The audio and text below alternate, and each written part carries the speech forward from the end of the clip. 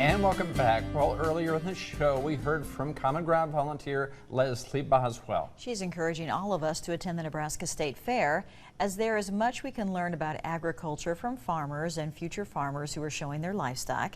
Now Leslie is back with a recipe to share, and she's making a root beer float pie. Well, it's been hot lately and everybody's looking for a way to cool off. And it's always nice when you have something that is sweet and tasty as well. And joining me now is Leslie Boswell, and she has a recipe for us that fits that bill.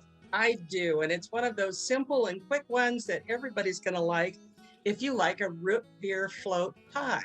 Now, this is going to be very easy to make. You take about 3/4 of a cup of very cold root beer, mix that with about a half a cup of milk, and pour that into an instant vanilla pudding mix, and mix that up until it starts to thicken up a little bit.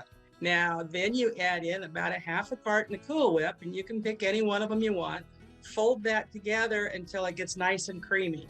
You can add in a little bit of root beer flavoring too, and that'll help give it just a little bit more color to it and a little bit more of that root beer flavor. You can put that in a graham cracker crust pie shell, and at that point I would put it in the freezer for about 15-20 minutes just to let it set up for just a little bit.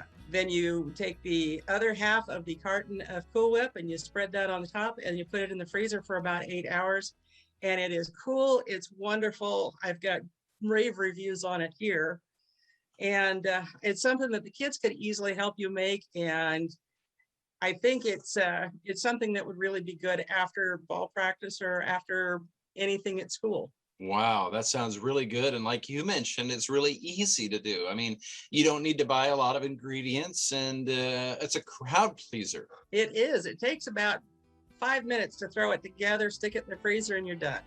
Okay, Leslie, well, thank you for sharing that with us. And of course, that recipe is going to be on our Pure Nebraska Facebook page as well. Again, Leslie, thank you for being with us here today. Thank you, John. It's been a pleasure.